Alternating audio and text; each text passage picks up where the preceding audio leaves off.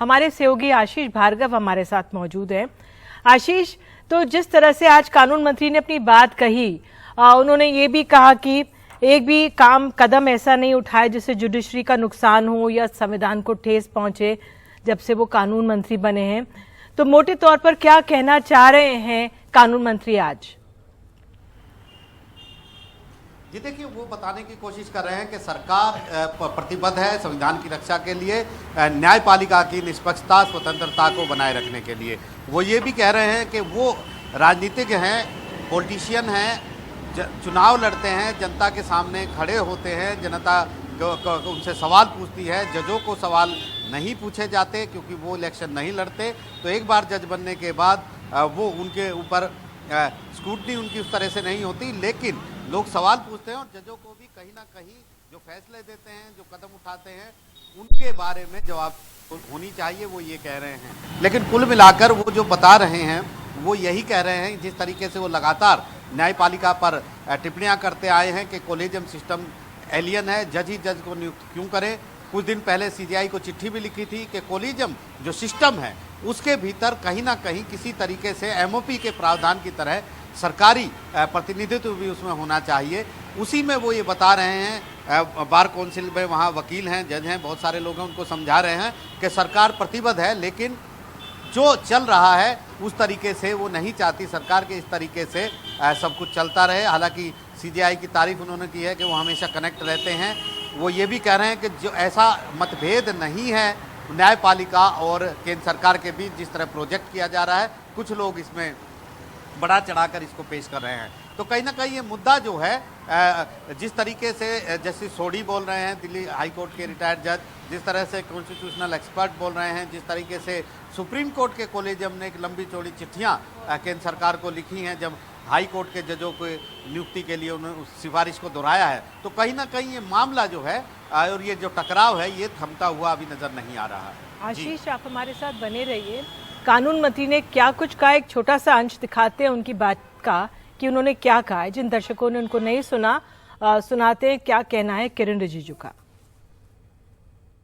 कभी कभी सरकार का जो सोच है और सरकार किस तरीके से न्याय प्रणाली को ठीक करने के लिए, दुरुस्त करने के लिए क्या क्या काम कर रहे हैं, इसका भी जानकारी आम लोगों को तो होना ही चाहिए। लेकिन जुडिशरी में जो लोग रहते हैं और पूरे के पूरे जो लीगल फ्रेटर्निटी है, इनको तो जानकारी रखना आवश्यकता है। और मैं मानता हूं कि हमको भी जो सरकार में है, खास करके जो सरकार चलाते हैं, हम लोगों को तो और भी ज्यादा जानकारी होना चाहिए कि आपका जरूरत क्या है, आपके लिए सरकार क्या करना चाहिए। हमारा देश एक बहुत ही वाइब्रेंट देश है, जो एक डेमोक्रेटिक तरीके से भी आप देखा जाए या पॉलिटिकल दृष्टि से भी देखा जाए तो एक सक्सेसफुल डेमोक्रेसी आप माना जा सकता है। लेकिन आप कभी कभी ऐसा चीज देखने को मिलेंगे कि ये घटनाएं क्यों हो रहे हैं। कभी कभी कुछ चैलेंजेस सामने में दिखाई देता है तो आप भी सोचेगा कि ऐसा क्यों हो रहा है। लेकिन इसमें जितना बैठे हैं सबको इसका अंदाजा तो होगा कि हम उभरता हुआ देश है। अमेरिका आज का परिस्थिति में कैसे पहुंचे हैं। अगर आप पहला 100 साल, first 100 years of America's existence as a independent United States of America, जो उथल पुथल हुआ है, उस समय जुडिशरी और सरकार और ओवरऑल जो परिस्थिति बने, कभी कभी तो ऐसा लगता था या पढ़ने से पता लगता है कि देश ही टूट जाएगा, सिविल वॉर हो जाएगा फिर से। ऐसा चर्निंग प्रोसेस होकर के आज अमेरिकन सिस्टम में एक स्टेबिलिटी आया है। तो भारत का स्थिति तो हम डेमोक्रेसी के हिसाब से तो औपचारिक तौर पर हम 47 से आज 75 साल पूरा हुए हैं, लेकिन वैसे तो हमारा सोच और हमारा तरीका तो डेमोक्रेटिक ही रहा है। हम एंशिएंट देश है, लेकिन आप 1947 से आज तक देखिए कितना चेंजेस आए हैं और जो चेंजिंग डायनामिक्स है वो बदलते रहेंगे, वो स्टैटिक होगा नहीं।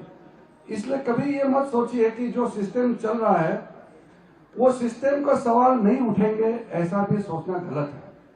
और जो इस्टेब्लिश सिस्टम है, कभी कभी उस सिस्टम में बदलाव भी आता है। जैसे परिस्थिति आते हैं, चुनौतियां आते हैं, तो उस हिसाब से बदलाव भी लाते हैं। इसलिए तो कॉन्स्टिट्यूशन ऑफ इंडिया को 100 बार से ज्यादा अमेंडमेंट कर चुके हैं। हम फेस करते हैं इस चीज को। हम लोग तो चुने हुए लोग हैं। मैंने कई बार सुप्रीम कोर्ट के हमारे चीफ जस्टिस, सुप्रीम कोर्ट के जजेस, हाई कोर्ट के जजेस के साथ में कई बैठक हुए, कई कार्यक्रम में साथ बैठे। तब भी मैंने कहा, अगर मैं आज लॉ एंड जस्टिस मिनिस्टर के हिसाब से काम कर रहा हूं, तो अगले चुनाव में हम फिर जाएंगे। अगर हमको जनता चाहेगा तो फिर सरकार में लाएंगे, अगर नहीं चाहेंगे तो फिर हम अपोजिशन में बैठेंगे, फिर हम भी सरकार का सवाल करेंगे। लेकिन जज तो एक बार जज बन गए तो उनको तो चुनाव का सामना तो करना नहीं है। जजों का तो ऐसा है कि उसको पब्लिक स्क्रूटनी भी नहीं कर सकते हैं। तो इसलिए मैंने कहा कि जितने जो जजेस होते हैं, आप जनता आपको नहीं चुनते हैं, इसलिए जनता आपको बदल नहीं सकते हैं, लेकिन आपको जनता देख रहा है। तो ये बहुत अहम बात बोली है कानून मंत्री ने। आशीष हमारे साथ, हमारे सहयोगी जुड़े हुए हैं। आशीष, आप सुन रहे थे, कानून मंत्री कह रहे हैं कि जजेस को चुनावों का सामना नहीं करना पड़ता है, लेकिन जनता देखती है, जजों को देख रही होती है। हालांकि बाध्य तो नेता होते हैं, उनकी जवाबदेही ज्यादा होती है जनता के प्रति। कैसे समझे जो कानून मंत्री कहना चाह रहे हैं इसे? जी देखिए, वो कह रहे हैं कि जज जो भी करते हैं उसकी भी स्क्रूटनी होती है, लोग देख रहे हैं। सोशल मीडिया के टाइम पर सब कुछ देखा जा रहा है, वो क्या फैसले दे रहे हैं उनके। तो यहाँ पर वो बता रहे हैं कि वो इलेक्शन लड़ते हैं, वो जज इलेक्शन नहीं लड़ते, वो जज बन जाते हैं, लेकिन उन पर भी नज़र रहती है। वो अपनी जगह ठीक है। वो ये भी कह रहे हैं कि वो चुनाव लड़ने जाते हैं, जनता उनसे सवाल पूछती है, वो इस बात पर भी ठीक है। लेकिन एक बात यहाँ पर समझनी है कि जज एक जो न्यायपालिका है वो एक स्वतंत्र बॉडी है। संविधान ने उसको एक अलग से जगह दी है। कार्यपालिका, विधान पालिका और इसके साथ अलग से एक जगह दी है।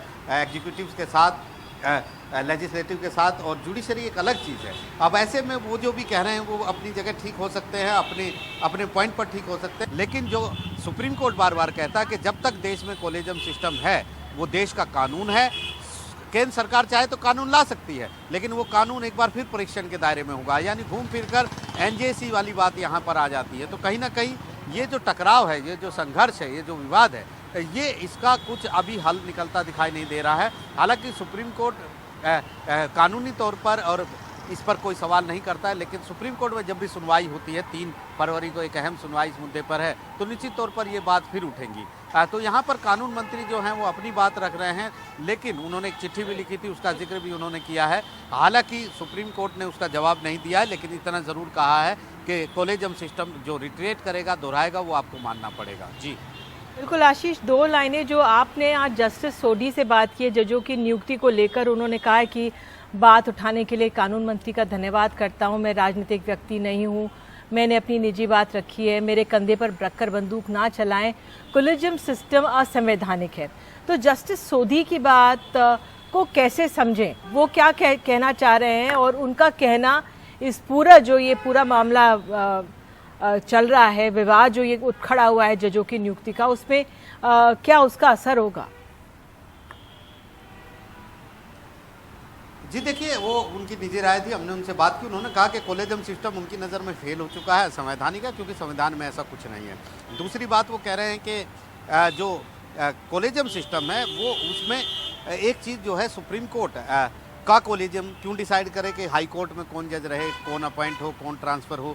हाई कोर्ट को अलग स्वायत्ता होनी चाहिए। हाई कोर्ट किसी के अंडर में नहीं है, बल्कि एक अपने आप में वो उसकी एक जगह है, अपनी उसकी सुपरमेसी होनी चाहिए। इसलिए वहाँ पर एक सेक्रेटरीट हो, क्यों 2-3 जज मिलकर ये तय करे कि कौन से जज को अपॉइंट किया जाए, किसको ट्रांसफ़र किया जाए। इसी तरह सुप्रीम कोर्ट में एक सेक्रेटरीट हो, सारे जज मिलकर तय करें, बाकायदा एक सेक्रेटरीट हो, एक सूची हो, एक लिस्ट हो कि किन लोगों को चुना जा सकता है, उनको मेरिट के आधार पर देखा जाए। वो ये कह रहे हैं, वो कह रहे हैं कि सिस्टम फेल हो चुका है, इतने साल हो गए, बार बार टकराव होता है, इसलिए उनको लगता है, उनकी ये निजी राय है, उन्होंने दोनों तरफ से कहा है कि वो इस मुद्दे पर राजनीति नहीं करना चाहते, ना राजनीति होने देना चाहते हैं। वो सिर्फ यही कह रहे हैं कि कानून मंत्री को जो भी कुछ कहना है वो अपने लिहाज से कहे, उनके कंधे पर बंदूक ना चलाए। लेकिन वो ये कह रहे हैं कि उनके हिसाब से कोलेजियम सिस्टम को बदल देना चाहिए और एक बढ़िया सिस्टम, एक व्यवहारिक सिस्टम आना चाहिए, और उसके लिए संवैधानिक लोगों को, चाहे वो सरकार हो चाहे न्यायपालिका हो, आपस में बैठना चाहिए और डिबेट करनी चाहिए और फिर एक फैसला करना चाहिए। बिल्कुल, तो बहुत बहुत धन्यवाद आशीष। लेकिन ये तमाम जो पूरा मसला है बहुत पेचीदा होता जा रहा है, और अब एक तरह से देखा जाए तो सार्वजनिक तौर पर जो पक्ष हैं, दो पक्ष हैं जो अपनी बातें रख रहे हैं, सामने रख रहे हैं, और इस पर दिलचस्प होगा देखना कि किस तरह से ये बात आगे बढ़ती है।